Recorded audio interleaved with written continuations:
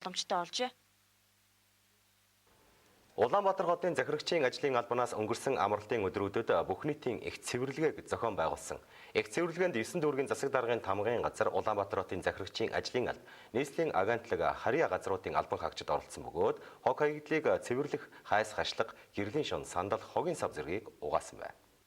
Тус цэвэрлэгэнд 9 дүүргийн засаг даргын тамгын газар, Улаанбаатар хотын захирагчийн ажлын алба, нийслэлийн агентлаг, харьяа газруудын 2800 гаруй албан хаагч оролцож хог хаягдлыг цэвэрлэх, хайс хашлах, гэрлийн шун, сандал, хогийн сав зэргийг нь угаасан байна. Мөн цэвэрлэгийн үеэр нийслэлийн мэргэжлийн хяналтын газрын байцаагчид ажиллаж хууль зөрчсөн 1000 гаруй аж ахуйн нэгж байгууллагуудад дахин цэвэрлэгээ хийх мэдэгдэх хуудас өгсөн гэдгийг албаны хүн хэллээ. Мөн зөрчлийг арилгуулах 23 албан шаардлагыг хүргүүлэн 10 аж ахуйн нэгж байгууллага 3 иргэд 1,536 мянган төгрөгийн торгууль тавьсан гэжээ.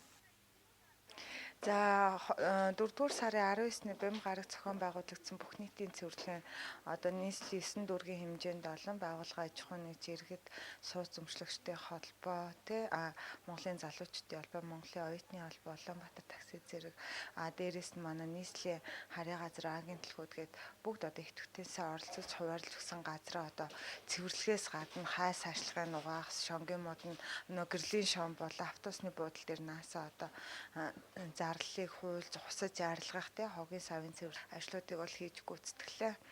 За тэгээд энэ дээр бол манай нийслэлийн харьяа газар агентлагийн бол 2800 албан хаагч ажилчид, оюутны холбоо, залуучдын холбоо, Улаанбаатар таксины 700-аад одоо оюутан залуучууд оролцсон.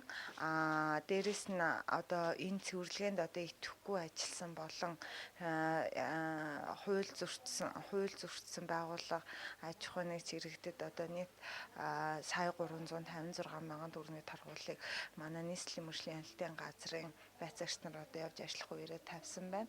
Дээрээс нь 1000 гаруй байгууллагад мэдэгдэх хуудас өгч албан шаардлага бол хүргүүлсэн. Их цэвэрлэгээний өдөр нийслэлийн 9 дүүргийн нийтийн эзэмшлийн 116 гудамж зам талбай төвөр цэвэрлэгээ хийсэн байна. Мөн гэр хорооллын гудамж гууж алганд үүссэн үүсмэл хогийн цэгийг цэвэрлэж нийт 4000 гаруй тонн хаягдлыг 671 удаагийн ирээсээр ачиж тээвэрлэн хогийн төвлөрсөн зэгт хүргэж буулсан юм байна. Нийслэл Улаанбаатар